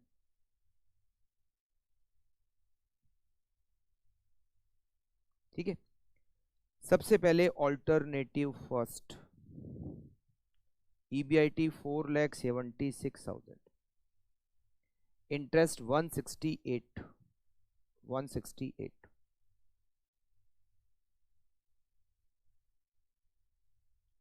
1 माइनस टैक्स की रेट 50%, कहाँ दिया हुआ? ये दिया हुआ 50%, टैक्स की rate 50%, preference dividend 0, number of shares 80,000, alternative second 4,76,000, EBIT 1,20,000 का interest 1 minus 0.50, preference dividend 0, number of shares 1,20,000, 1,20,000, ये 80,000 और ये 1,20,000। ठीक है, ईपीएस देखते हैं कहाँ ज़्यादा आ रहा है, 4,76,000 minus 1,68,000 multiply by 0.5 divided by 80,000, 1.925, 4,76,000 minus 1,20,000 multiply by 0.5 divided by 1,20,000, 1.483। EPS ज्यादा कहाँ है? ऑल्टरनेटिव फर्स्ट में, alternative first should be accepted. मतलब बहुत सिंपल चैप्टर है, केवल ईपीएस ही तो निकालना है। लिख लिया आप लोगों ने? तो केवल ईपीएस कैलकुलेट करना है और कुछ नहीं। ये क्वेश्चन आपके एग्जाम में आ रखा है जून 24 अटेम्प्ट में। सीएमए इंटर जून 24 अटेम्प्ट में ये क्वेश्चन आ चुका है। J limited currently has an equity share capital, currently has मतलब अभी हमारी कैपिटल है जिसमें 40,000, क्या करें? कल कराएं? कर लेते हैं, पढ़ लेते हैं एक बार क्वेश्चन, ठीक है? बड़ा ज्यादा होगा तो फिर कल करेंगे, ठीक है? J Limited currently has an equity share capital of 40,000 share of 100 each। मतलब ये अभी हमारी एग्जिस्टिंग कैपिटल है, एग्जिस्टिंग इक्विटी शेयर 40,100 रुपए का। The management is planning to raise another rupees 30 lakh, 30 lakh और अरेंज करना है to finance a major programme of expansion through one of the 4 possible financing plan. 4 plan दे रखे हैं, मतलब जो एडिशनल कैपिटल है उसके लिए। पहला प्लान है एंटायरली थ्रू इक्विटी शेयर, दूसरा प्लान है 15 लाख इक्विटी शेयर से, एक शेयर 100 रुपए का और बैलेंस डिबेंचर से। थर्ड प्लान है 15 लाख रुपए इक्विटी शेयर से, एक 100 रुपए का और बैलेंस लोन से, रेट ऑफ इंटरेस्ट 9%। थर्ड है 15 लाख रुपीज इक्विटी शेयर से, एक 100 रुपए का और बैलेंस प्रीफरेंस शेयर से, डिविडेंड की rate 5%। The company expected EBIT will be 15 lakh. देखो एक्सपेक्टेड ईबीआईटी मतलब ये आपको एक्सपांशन के बाद सीधे सीधे आपको ईबीआईटी दे रखा है, ये एग्जिस्टिंग नहीं है, ये आपको दे रखा है एक्सपेक्टेड, मतलब आफ्टर एक्सपांशन आपका ईबीआईटी 15 लाख हो जाएगा। कॉर्पोरेट टैक्स की rate 50%। As a cost accountant आप एनालाइज करो और बताओ कौन सा बेस्ट है, ठीक है? चलिए सबसे पहले तो आप लिखिए alternative financing plan, alternative financing plan.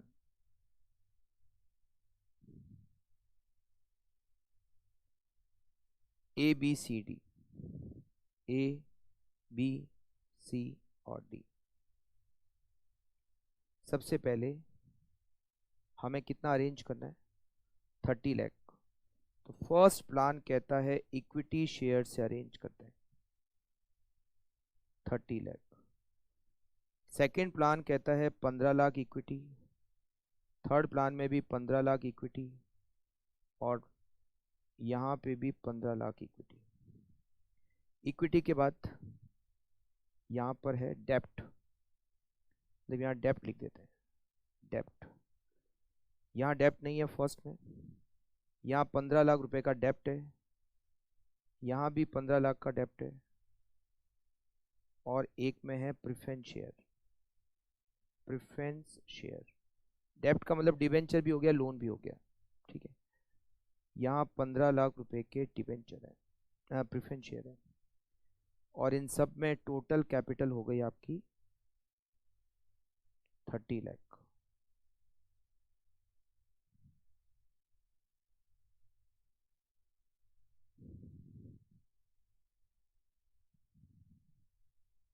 हाँ, अब इसमें इश्यू प्राइस पर शेयर 100 रुपए, issue price per share 100 100 100 100। Additional number of share, additional number of share 30,000, 15,000, 15,000 और 15,000। एग्जिस्टिंग नंबर ऑफ शेयर्स, पहले से कितने शेयर्स हैं? पहले से कितने शेयर्स हैं हमारे पास? पहले से 40,000 शेयर है, 40,000 शेयर्स पहले से हैं। 40,000, 40,000, 40,000, 40। अच्छा पहले से केवल शेयर्स ही, इक्विटी शेयर ही है। टोटल नंबर ऑफ शेयर्स 70,000, 55,000, 55,000 और 55,000। अब तो सीधे ही क्वेश्चन कर लेते हैं। Calculation of EPS, calculation of EPS, alternative 1, alternative A. पहले ईपीएस का फॉर्मूला लिखते हैं। ईपीएस का फॉर्मूला क्या होता है? EBIT minus interest 1 minus T minus preference dividend divided by number of equity share. Alternative 1, EBIT 15 lakh. पहले ऑल्टरनेटिव में तो इंटरेस्ट है नहीं, एग्जिस्टिंग में इंटरेस्ट है ही नहीं और एडिशनल में भी नहीं है। 1 माइनस टी, तभी वर्किंग नोट नहीं बनाया मैंने क्योंकि एग्जिस्टिंग में कुछ है नहीं। टैक्स की रेट 50% है। 1 माइनस 0.50, प्रेफरेंस डिविडेंड भी 0 है और नंबर ऑफ शेयर्स हो गए 70,000। ऑल्टरनेटिव 2, 15 लाख। यहाँ पर एडिशनल अमाउंट 15 लाख रुपए का लोन से अरेंज करें, जिस डिबेंचर से अरेंज करें, 8% interest 1,20,000। 1 minus 0.50, preference dividend 0 divided by number of shares 55,000। Alternative third, 15 lakh. यहाँ पर 15 लाख का लोन ले रहे हैं जिस पर रेट ऑफ इंटरेस्ट 9% है। 15 लाख का 9%, 1,35,000। 1 minus 0.50, preference dividend 0 divided by number of shares 55,000। और ऑल्टरनेटिव फोर्थ, 15 लाख माइनस, यहाँ पर लोन है ही नहीं तो ये हो गया आपका 0। 1 माइनस 0.50, प्रेफरेंस डिविडेंड यहाँ पर है। 15 लाख के प्रेफरेंस शेयर हैं जिस पर 5%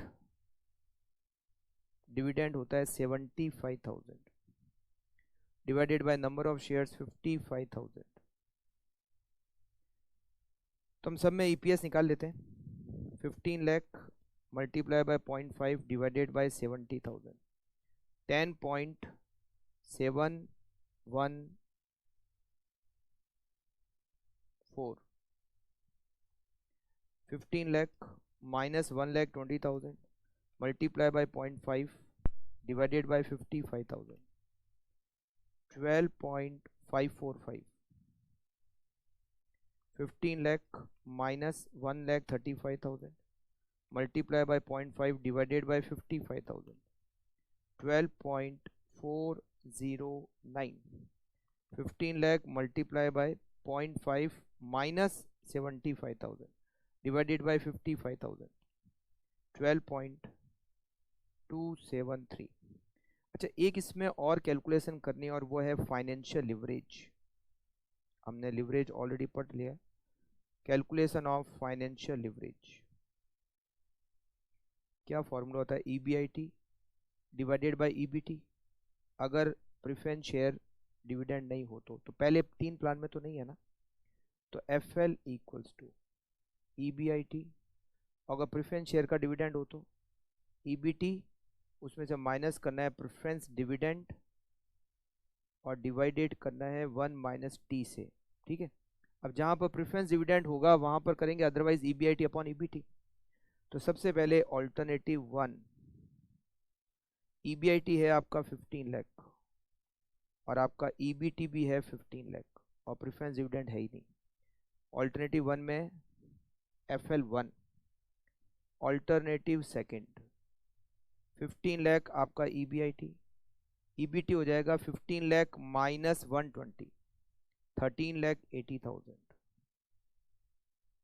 alternative third, 15 lakh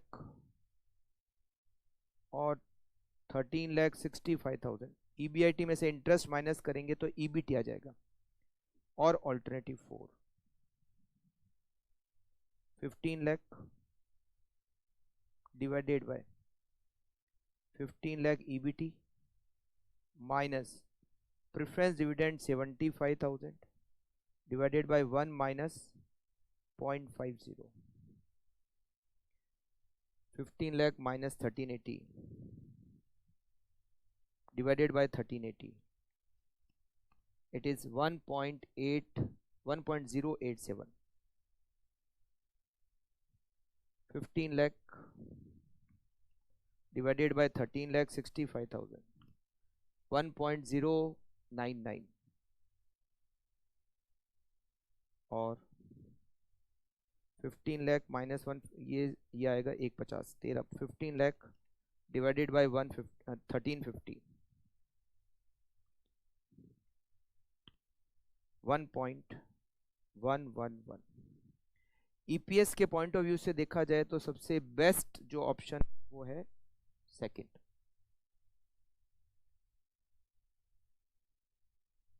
plan second is best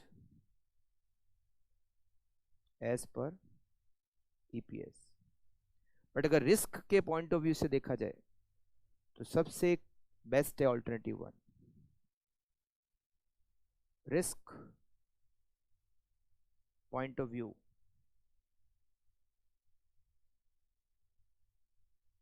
plan first is best, क्योंकि वहां पर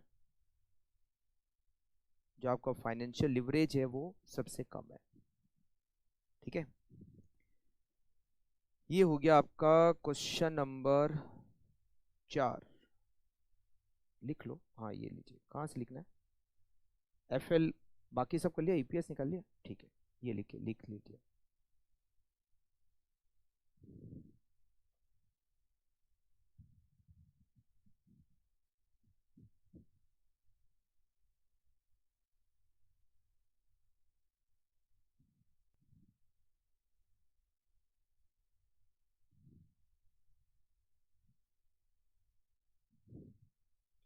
ये फाइनेंशियल लिवरेज हम ऑलरेडी लिवरेज चैप्टर में पढ़ चुके हैं।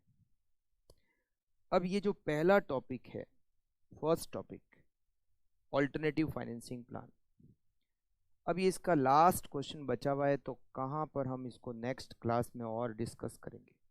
कर डालते हैं 5 क्वेश्चन लास्ट, और ये पहला टॉपिक खत्म। ठीक है, the existing capital structure of ABC limited is as follows. एक कंपनी का एग्जिस्टिंग कैपिटल स्ट्रक्चर दे रखा है, equity share, retain earning, 9% preference share और डिबेंचर, ये सब मिलकर उसकी टोटल कैपिटल हो जाती है 1 करोड़। मतलब अभी एग्जिस्टिंग में इक्विटी शेयर भी है, प्रेफरेंस शेयर भी है और डिबेंचर भी है।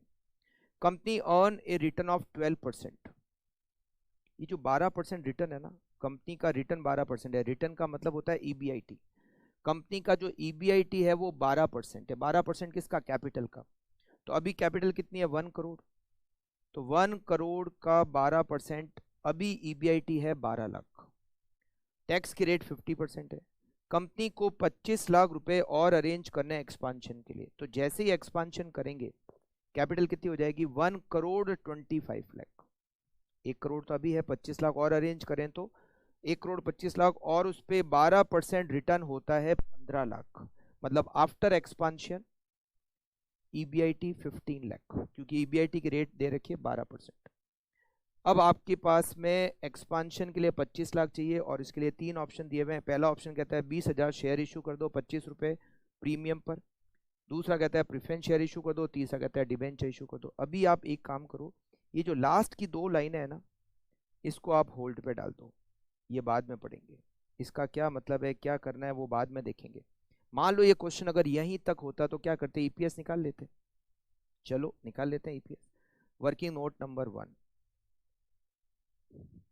Alternative financing plan. छोटा ही क्वेश्चन है, ज़्यादा बड़ा है नहीं कुछ। ऑल्टरनेटिव फाइनेंसिंग प्लान, आपको 3 ऑल्टरनेटिव दे रखे हैं और आपको अरेंज करने हैं 25 lakh. Alternative number first, second और थर्ड। फर्स्ट ऑल्टरनेटिव कहता है इक्विटी शेयर इशू कर दो 25 लाख रुपए के। सेकंड ऑल्टरनेटिव कहता है 10% प्रेफरेंस शेयर, यहां से 25 लाख अरेंज कर लो। और थर्ड कहता है 9% डिबेंचर। आप एडिशनल में देखना हो, एग्जिस्टिंग में भी प्रेफरेंस शेयर और डिबेंचर है, उस पर रेट ऑफ इंटरेस्ट अलग है, उसको मत देखना। एडिशनल कैपिटल जो अरेंज करनी है वो देखना। 9% डिबेंचर 25 लाख, ये आपका एडिशनल कैपिटल हो गया 25 लाख। इस क्वेश्चन में इक्विटी शेयर की फेस वैल्यू 100 रुपए दे रखी है। इश्यू प्राइस पर शेयर, केवल पहले ऑप्शन में ही हम इक्विटी शेयर इशू करें। ये जो नंबर ऑफ शेयर है ना, इसका मतलब है केवल इक्विटी शेयर हो। प्रेफरेंस शेयर ईपीएस निकालने में काम नहीं आता है। हाँ, केवल नंबर ऑफ इक्विटी शेयर का मतलब नंबर ऑफ शेयर्स का मतलब नंबर ऑफ इक्विटी शेयर्स। हम 25 रुपये प्रीमियम पर शेयर इशू करें, देखो फर्स्ट ऑप्शन में तो 100 रुपये फेस वैल्यू है, 25 रुपये प्रीमियम मतलब 125। सेकंड और थर्ड में हम एडिशनल कैपिटल के लिए इक्विटी शेयर का यूज ही नहीं कर रहे हैं, तो इससे हमें मिलेंगे additional number of shares. Additional number of shares 25 lakh equity share से एक शेयर 125, तो 20,000 शेयर, या डैश या भी dash. Existing number of shares, हमारे पास पहले से 40,000 शेयर है। 40 लाख रुपए डिवाइडेड बाय 100, 40,000 शेयर है, तो 40,000 शेयर तो पहले से। तो total number of shares, total number of shares first option में हो जाएंगे 60,000, सेकंड में 40 ही रहेंगे, थर्ड में भी 40 ही रहेंगे। Working note number 2, EBIT after expansion, capital after expansion. अभी हमारी टोटल कैपिटल 1 करोड़ है और हम 25 लाख और अरेंज कर रहे हैं, तो हमारी टोटल कैपिटल आफ्टर एक्सपांशन हो जाएगी 1,25 लाख, और EBIT की जो रेट है वो 12% है, तो 1,25 lakh into 12%, 15 lakh rupees EBIT हो जाएगा। ठीक है। Working note number 3, interest. Interest existing और additional, existing plus additional, alternative first, second और थर्ड। अभी एग्जिस्टिंग में डिबेंचर कितने, एग्जिस्टिंग में डिबेंचर है 25 लाख जिसपे 7% इंटरेस्ट, 175 एग्जिस्टिंग इंटरेस्ट। और एडिशनल, एडिशनल डेप्ट कहाँ है देखते हैं, फर्स्ट में है नहीं, सेकंड में नहीं है, थर्ड में डिबेंचर है। 25 लाख के डिबेंचर 9% इंटरेस्ट होता है 225, तो थर्ड में 2,25,000। फर्स्ट और सेकंड में एडिशनल नील है, तो टोटल इंटरेस्ट 175 फर्स्ट में, सेकंड में भी 175 और थर्ड में 4 lakh. Working note number 4, preference dividend. Preference dividend, preference dividend existing plus additional, plus additional, first second और थर्ड। सबसे पहले तो एग्जिस्टिंग, अभी हमारे पास एग्जिस्टिंग में 25 लाख के प्रेफरेंस शेयर है जिस पर 9% डिविडेंड होता है 2,25,000, 2,25,000 प्लस एडिशनल। एडिशनल जो फंड अरेंज करें उसमें फर्स्ट और थर्ड प्लान में तो प्रेफरेंस शेयर है नहीं, सेकंड में है 25 लाख जिस पर रेट ऑफ डिविडेंड 10%, तो 2,50,000 पहले में नील, तीसरे में नील, दूसरे में 2,50,000।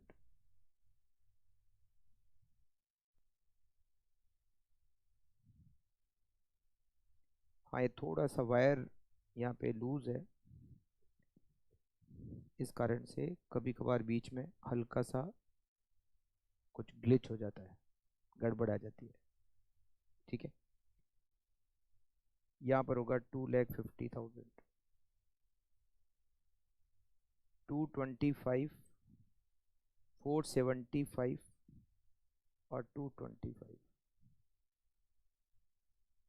क्या करें, हाँ वो थोड़ा सा खिंच जाता है यहाँ से वायर, तो थोड़ा गड़बड़ हो जाता है एकदम, फिर वापस ठीक हो जाता है। ठीक है, अब हम कैलकुलेट करेंगे EPS, calculation of EPS. EPS का formula EBIT minus interest 1 minus T minus preference dividend divided by number of equity shares. Alternative 1 15 lakh minus 175, tax की रेट 1 माइनस, टैक्स की रेट आपको दे रखी है 50%, 1 minus 0.50, preference dividend 225 divided by number of shares, number of share 60,000। तो इससे alternative first का EPS आ जाएगा। Alternative second 15 lakh, again interest same 175, 1 minus 0.50, 475 का डिविडेंड या number of shares 40,000। Alternative third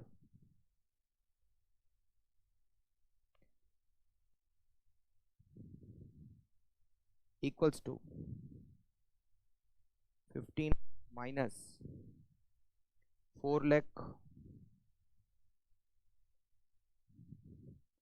1 minus 0.5 minus 2,25,000, number of shares 40,000। तो तीनों में ईपीएस आ जाएगा 15 lakh minus 175 multiply by 0.5 minus 2,25,000 divided by 60,000, it is 7.292। 15 lakh minus 1,75,000 multiplied by 0.5 minus 475 divided by 40,000, 4.6875। 15 lakh minus 4 lakh multiplied by 0.5 minus 2,25,000 divided by 40,000, EPS 8.125। ये तो EPS आ गया। अब यहाँ पर वो जो दो लास्ट की लाइन थी क्या दे रखी है और उसका क्या मतलब है वो समझना। ये लास्ट की दो लाइन यहाँ दे रखा है, project that the PE ratio, PV ratio नहीं है, पीवी रेशियो तो वो लिवरेज में पड़ा था, contribution divided by sales into 100, वो पीवी रेशियो था, पीवी। ये पीई रेशियो है, इसका पूरा नाम होता है प्राइस अर्निंग रेशियो। क्या होता है? Price earning ratio. ये आप पढ़ोगे रेशियो के चैप्टर में। Price earning ratio equity finance, preference finance और डिबेंचर फाइनेंस में 20, 17 और 16 होता है। देखो हमने जो पहला ऑप्शन ले रखा है उस पहले ऑप्शन में हम इक्विटी से एडिशनल कैपिटल अरेंज कर रहे हैं, दूसरे ऑप्शन में हम प्रेफरेंस से अरेंज कर रहे हैं और तीसरे ऑप्शन में हम डिबेंचर से अरेंज कर रहे हैं। तो ये कह रहा है कि पहले ऑल्टरनेटिव में आपका पीई रेशियो 20 होगा, सेकंड में 17 होगा और थर्ड में 16 होगा। इसका क्या यूज है पीई रेशियो का? पीई रेशियो, पीई रेशियो इसका फॉर्मूला होता है market price per share divided by earning per share. Market price per share divided by earning per share, ये रेशियो में आ जाएगा एमपीएस डिवाइडेड बाय ईपीएस। अगर आपको पीई रेशियो पता है और ईपीएस भी पता है तो क्या आप मार्केट प्राइस निकाल सकते हो, निकाल सकते हैं। कैसे? Market price per share equals to earning per share into PE ratio. अगर मैं अर्निंग पर शेयर और पीई रेशियो को मल्टीप्लाई करूं तो मार्केट प्राइस पर शेयर आ जाएगा। अब यहां पर अगर मैं बात करूं calculation of market price per share, market price per share, तो मार्केट प्राइस पर शेयर का फॉर्मूला होगा earning per share into PE ratio. Alternative first, alternative second और ऑल्टरनेटिव थर्ड। ऑल्टरनेटिव फर्स्ट में मेरा अर्निंग पर शेयर है 7.292, second में 4.6875 और third में 8.125। और पीई रेशियो फर्स्ट केस में 20, क्योंकि फर्स्ट केस में पूरा फाइनेंस इक्विटी से हो रखा है, सेकंड में 17 प्रेफरेंस से हो रखा है और थर्ड में 16 डिबेंचर से हो रखा है। पीई रेशियो दिया हुआ है। अगर आपको क्वेश्चन में पीई रेशियो दिया हुआ हो तो आपको अर्निंग पर शेयर तक रुकना नहीं है, आगे चलना है। आगे चलने का मतलब है मार्केट प्राइस पर शेयर भी कैलकुलेट करना है। 7.292 मल्टीप्लाई बाय 20, शेयर की मार्केट प्राइस 145.84, 4.6875 मल्टीप्लाई बाय 17, 79.6875 और 8.125 मल्टीप्लाई बाय 16, 130। मैंने आपको बताया था कि दो क्राइटेरिया होते हैं। एक होता है क्राइटेरिया ईपीएस, जहां ईपीएस ज़्यादा आएगा वो प्लान बेस्ट। एक क्राइटेरिया होता है MPS, market price per share, जहां मार्केट प्राइस पर शेयर ज़्यादा आएगी वो प्लान बेस्ट। यहाँ पर दोनों कैलकुलेट हो गए, ईपीएस भी हो गया और पी रेशियो दे रखा तो मार्केट प्राइस भी आ गया। तो as per EPS best plan कौन सा है? सबसे ज़्यादा ईपीएस कौन सा है? ऑल्टरनेटिव थर्ड का। तो यहाँ पर ऊपर लिखेंगे selection of alternative, selection of alternative. अगर आपको ईपीएस बेसिस पर डिसीजन लेना है तो ऑल्टरनेटिव थर्ड, क्योंकि उसका ईपीएस सबसे ज़्यादा है। और अगर आपको market price per share MPS के बेस पर डिसीजन लेना है तो सबसे ज़्यादा है ऑल्टरनेटिव वन का। ऑल्टरनेटिव वन में मार्केट प्राइस सबसे ज़्यादा है, ऑल्टरनेटिव फर्स्ट या थर्ड।